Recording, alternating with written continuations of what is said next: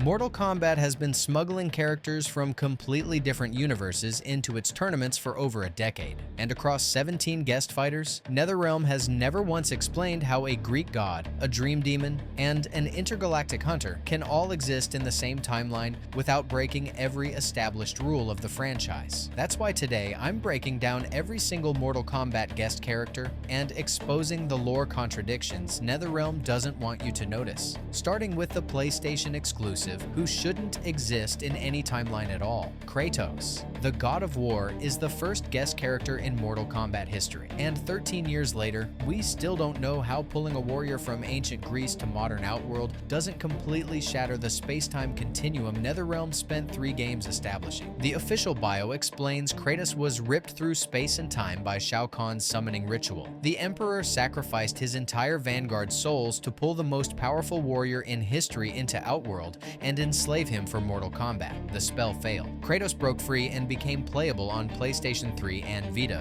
when MK9 launched April 19, 2011. Ed Boon wanted an Xbox exclusive too, but circumstances prevented it. But then you check the timeline. Kratos is pulled from ancient Greece, roughly 2,500 years before the present tournament. The man killed Zeus, Poseidon, Hades, and the entire Greek pantheon. He ended the world multiple times. NetherRealm expects you to believe Shao Kahn's magic reached across 25 centuries, grabbed a literal god killer, and balanced his power so he fights evenly with Liu Kang. Here's what breaks the lore. Kratos has the Blade of Olympus, the sword that killed Zeus and ended the age of Greek gods. In Mortal Kombat, Johnny Cage blocks it with sunglasses. The bio states Kratos regained free will because the spell couldn't contain him. But if Shao Kahn's magic yanks someone through 2,500 years and crosses dimensional boundaries between Greek mythology and the MK universe, how does willpower alone break that spell? Terrence C. Carson voiced him. His fatalities use the god-killing sword and Medusa's head. The Chamber of Flame stage came with him. His arcade ending shows Raiden and Fujin bowing to him despite Kratos only being there because Shao Kahn enslaved him. Saving Earthrealm was a side effect of his revenge mission. But if one god-jumping timeline seems impossible, wait until you learn about the dream demon who literally shouldn't exist in physical form. Freddy Krueger, the Springwood slasher, is the first cross-platform guest. And 13 years later, NetherRealm has never explained how a spirit who only exists in dreams can physically fight in Outworld without losing every power that makes him dangerous. Freddy released August 9, 2011 for $4.99 on all platforms. Ed Boon called him the most recognizable horror icon with perfect razor glove fit. Warner Bros.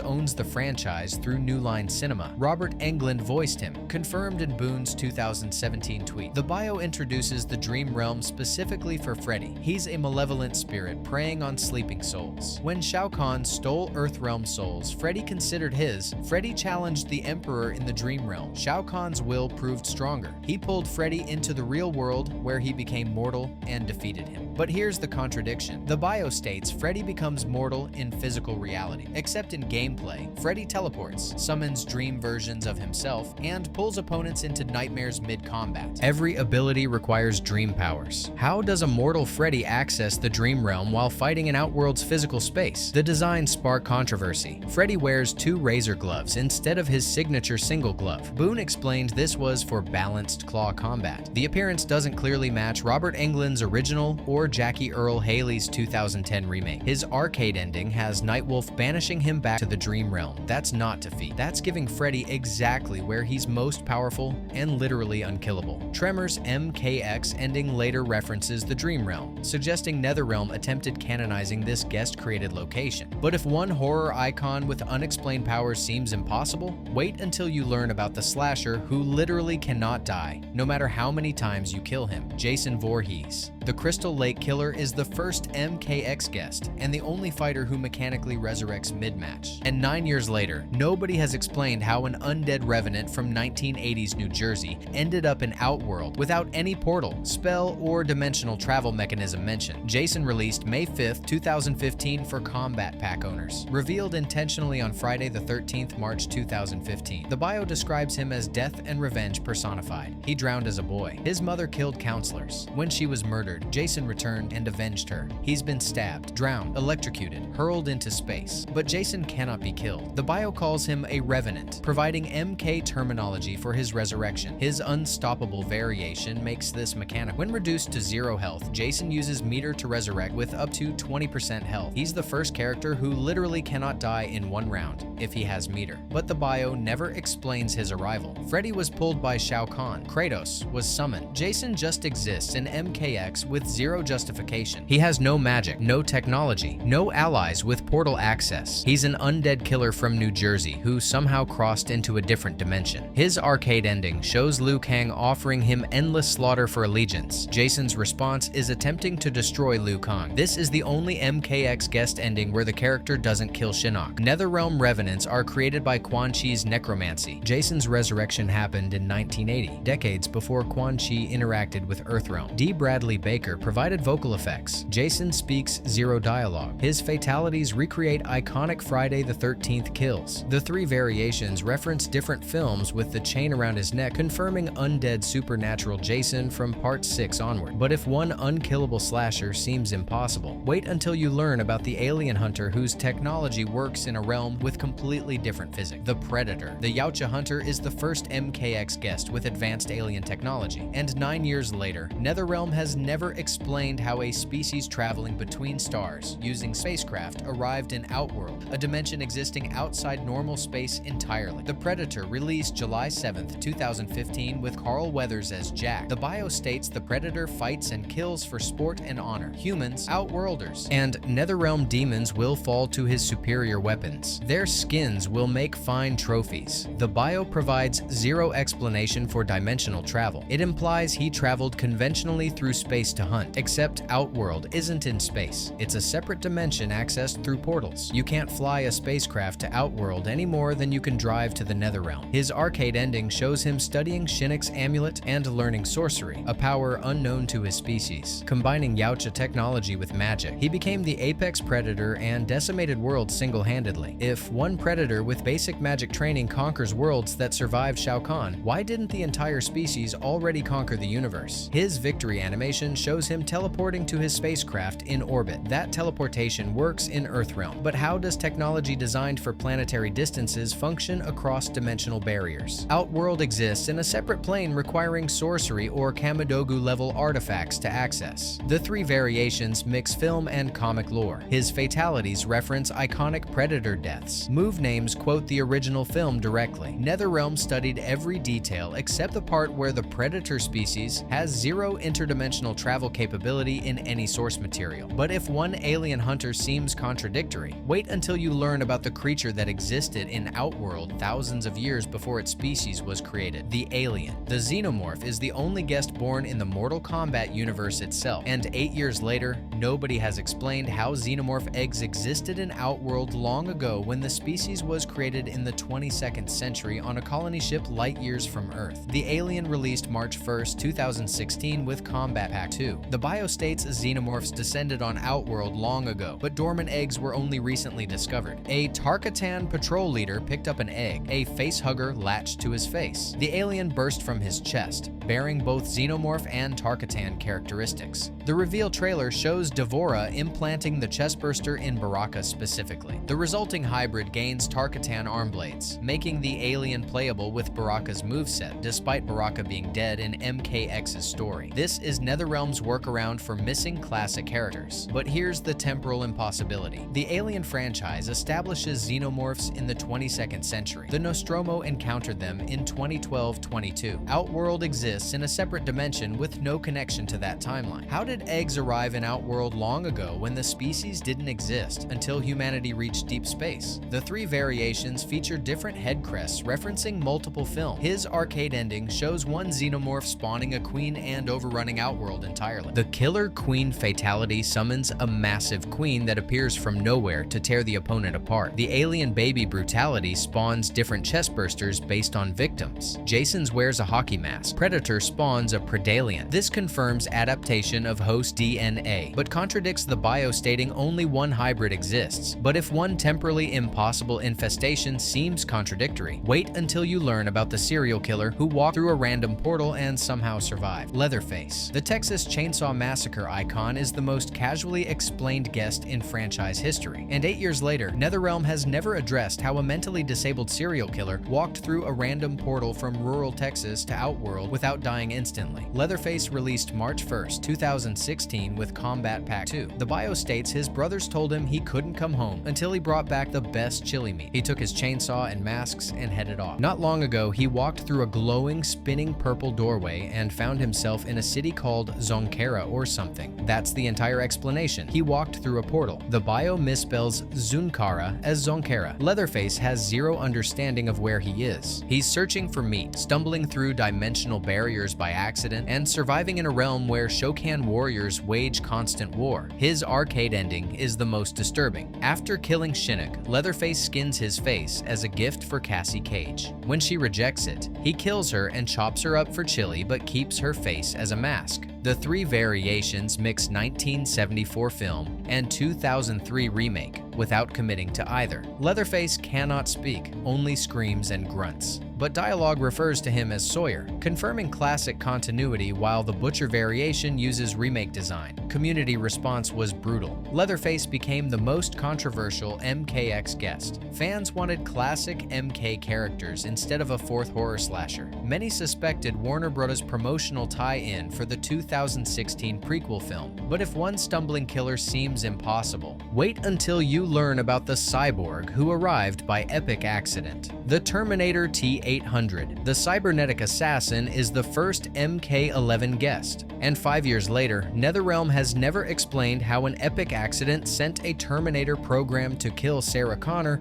into a tournament hosted by a time goddess without Skynet building interdimensional travel capability. The Terminator released October 8, 2019 as promotional marketing for Terminator Dark Fate. The bio describes him as a cyborg assassin sent back in time, possessing superior technology making him the ultimate killing machine. The bio provides zero information about his arrival. His arcade ending reveals Cassie Cage narrating that he arrived through an epic accident. After taking Kronika's hourglass, he attempts rewriting history so machines prevail, but every timeline reboot produces the same result: mutual destruction. Realizing this is a losing game, he reshapes history so the war never begins, then lowers himself into the sea of blood to destroy his circuits. But here's the contradiction. The Terminator was sent to 1984 Los Angeles to kill Sarah Connor. An epic accident diverted him to the MK universe. Skynet's temporal displacement moves objects through time, not across dimensional boundaries. The technology is explicitly limited to chronological manipulation. Arnold Schwarzenegger provided facial capture. Chris Cox voiced him due to scheduling conflicts. The Terminator doesn't show traditional dizzy animation. His endoskeleton dents rather than breaks during crushing blows. His "I'm back" fatality shows him returning on a motorcycle for a fatal shotgun blast. The motorcycle appears without explanation. Pre-fight dialogue with RoboCop references their 1992 crossover,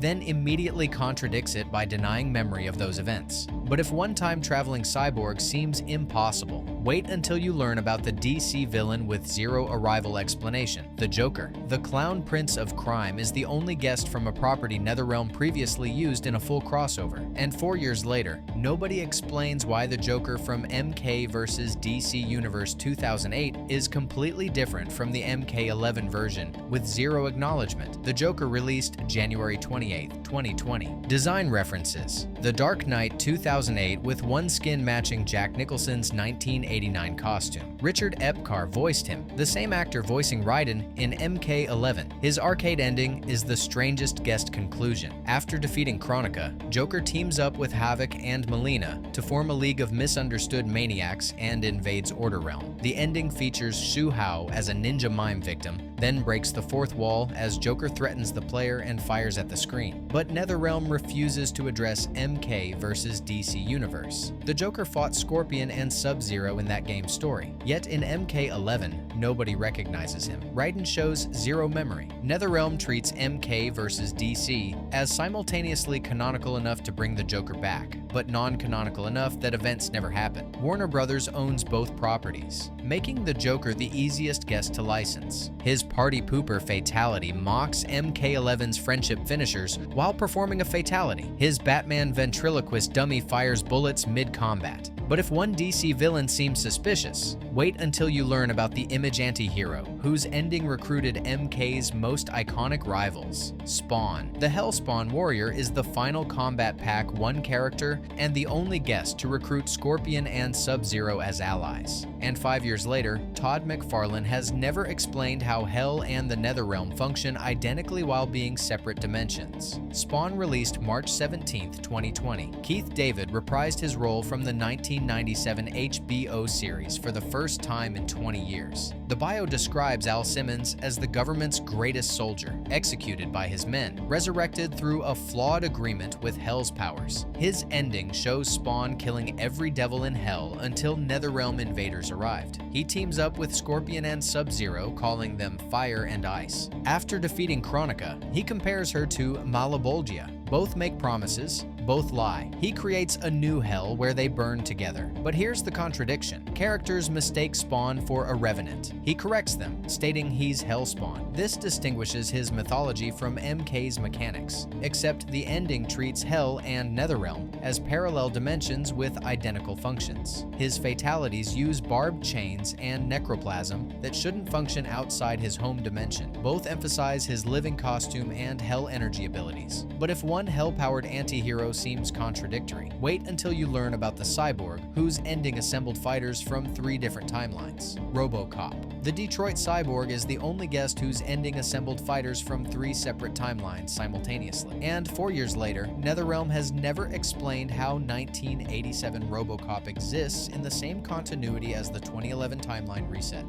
RoboCop released May 26, 2020 with Aftermath. Peter Weller provided both likeness and voice, his first portrayal since 1990. His ending shows him pursuing Kano through a portal. After defeating Kronika, her essence melds with his robotics. He assembles Sonya, Jax, Stryker, and pre-burned Cabal in their MK 2011 appearances to take down OCP. But here's the problem. Those characters exist in 2011's timeline. RoboCop is from 1987. Kronika's death supposedly ended timeline manipulation. How does RoboCop access alternate timeline versions of dead characters? His "thank you for your cooperation" fatality recreates the infamous crotch shot scene from the original film, Dead or Alive, summons ED 209 for massive gunfire. But if one timeline-hopping cyborg seems impossible, wait until you learn about the soldier who rejected godhood for philosophical reasons. Rambo. John Rambo is the only guest who rejected godhood after defeating Kronika.